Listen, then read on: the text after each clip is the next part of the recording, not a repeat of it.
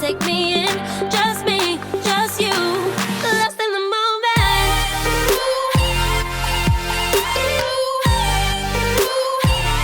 Lost in the moment. Hi everyone, my name's Haley. If you're new here, this is going to be a video about our TTC journey and a little bit about my background and just kind of like a intro into the next chapter of our life. So if you're new here, my name's Haley and I was diagnosed with PCOS at the age of around 19 years old, almost 20. I was in nursing school at the time for my LPN, and I never had normal periods, and neither did my mom or my sister, so I was just kind of like, oh, it's normal. And when I went through nursing school, I learned that that's very much not normal to not have a period for 6 months to a year at a time. Growing up, I didn't start my period until late 2, which is another symptom of it. And then I wouldn't have a period. It was never normal. Like, I couldn't, when I went to the doctor and they asked me what my last period was, I could never remember what it was because it just never happened. So when I turned 20, I went and got a slew of blood work done, an ultrasound of my ovaries, lots of blood work, and they found out that I had PCOS. So I got my IUD out in October 2019, and then in July I had my first period that was natural. It was the absolute worst period I've ever had in my life. TMI, I bled a lot. So bad that I'm a nurse and I went to the doctor because I thought I was dying.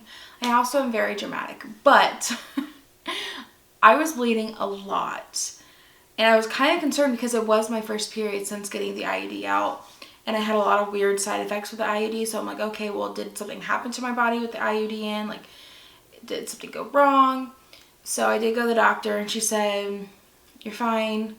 It's just going to take your body a while to get used to hormones. I said, okay, that's cool. So the doctor who took my IUD out, she said if I don't have a period for 3 months at a time, to call her, she'll induce a period. So from July to May, I did not have any periods. So I did a round of Provera in May, and that was my first period on Provera. And I had a lot of symptoms with, like, the 5 days of taking Provera. I had a lot of cramping, a lot of hormone changes. I didn't bleed as much. My first Provera cycle, I did bleed more than I did my second. It was like I probably had 1 day of heavy bleeding and then basically spotting the whole other time. And then I started tracking at the beginning of June, because after that Provera cycle, I think I ovulated. I wasn't tracking yet because that was May. So May 30th, I thought I ovulated, which even that I would have been ovulating way later because my period was, I started the Provera May 5th to May 10th, and then started my period the 12th, I think, the 12th to the 16th, something like that. And I didn't think I ovulated until the 30th, so that would have been a little bit later on the schedule. I was walking around the mall and felt like this weird twinge in my, like, I could specifically felt like it was my ovaries, and it like stopped me in my tracks while I was walking because I'm like, what was that? Like I felt like something was literally moving inside of me. It was the weirdest feeling ever. So I kind of just like went about my day, whatever. And then 3 days later I had spotting. So I'm like Googling it.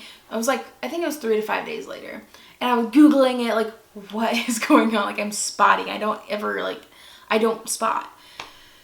So then I found out about implantation bleeding. So then I really thought I was pregnant. I was like, oh my gosh, like, did we just get pregnant?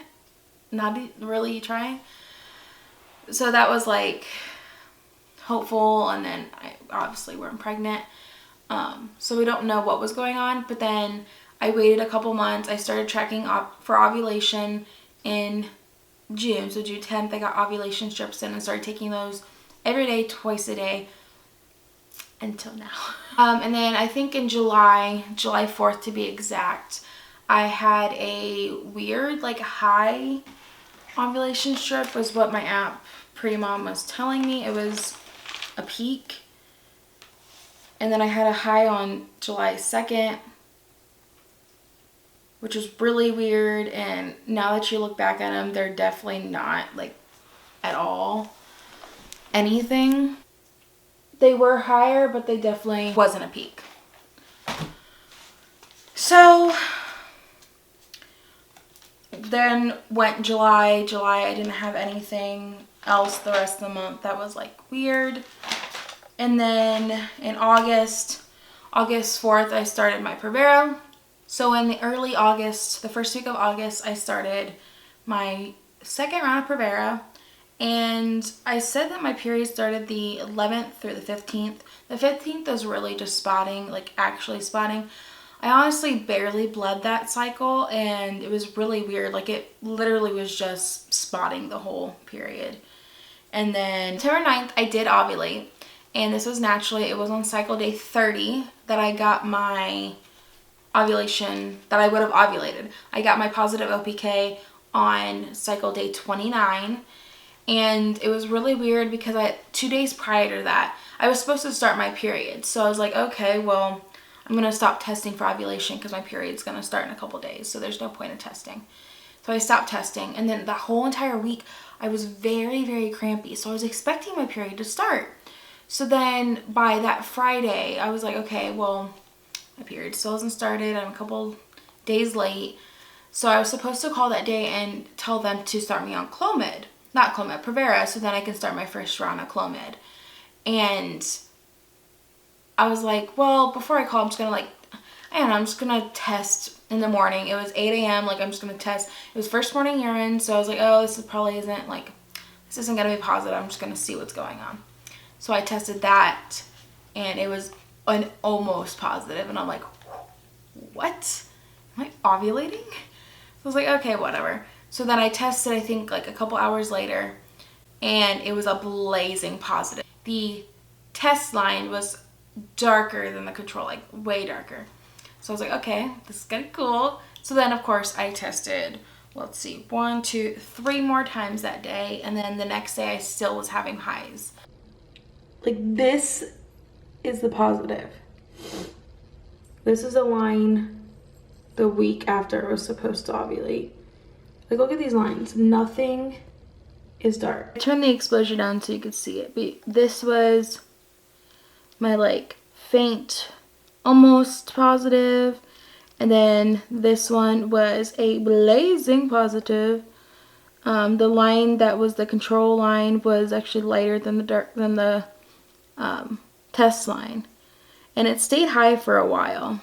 So then started the dreaded 2-week wait. And if you want a video about my whole symptoms, because I did have lots of symptoms and they were very misleading and heartbreaking because I did have so many side effects. And so I was very excited to think that I would actually get pregnant on my first natural cycle that I was testing, and we were very excited and thought I was pregnant. And then it was time to test pregnancy. So I started testing, I think, on 5-DPO. I know, crazy, stupid, Halie, don't do that.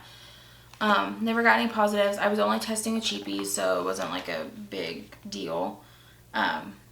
So I started testing with cheapies on day 5 DPO, and didn't get what I thought was a positive until 11 DPO in the morning. And I took my first response, and I got a very faint second line. Very faint.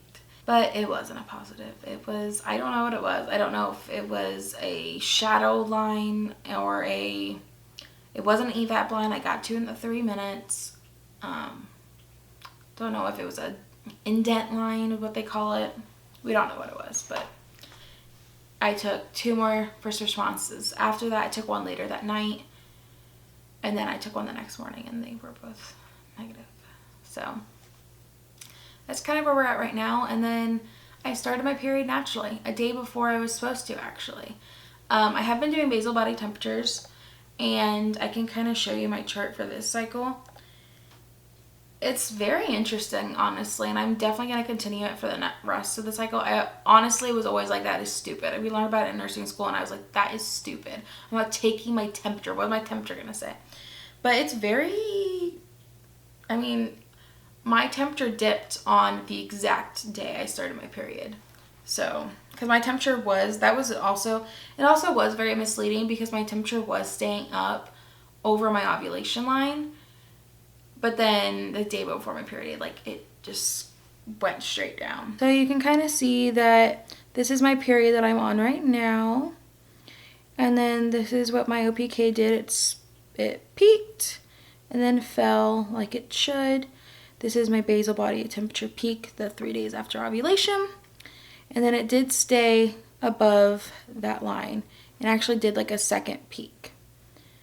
And then you can see the day before my period, the day of my period, it went down and then I started my period. And now it's going back up. So that's where we're at right now with this. So that's where we're at right now. Tonight, actually, I will start my first round of Clomid. I am taking it at night. So when I make a video about my Clomid symptoms, they were taken at night. I know a lot of people, they do their Clomid symptoms videos, but they never actually tell you when they take it and if that helped their symptoms or not. But I'm going to take it every night before bed and try to do every single day at the same time. That's where we're at right now. If you want to join the journey, hit the subscribe button down below. I don't know when I'm going to share this video. I don't know if I'm going to share it after we fall pregnant or if I will share it now and you can actually follow the journey, but I will be making these videos, and whenever I feel that I am strong enough to post them, I will, because I do have to take my mental health in account, because I don't really want everybody in the world to know that we are trying. Our closest friends know and family, but I don't really want everybody to know.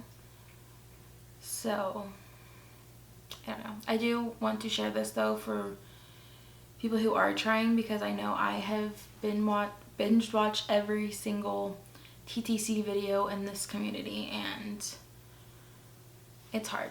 So yeah, and if you want to join the journey, hit the subscribe button and hopefully I will be pregnant this cycle. I wish baby dust to everybody out there still trying. And hopefully we all get our miracle babies. Thanks for watching. Bye.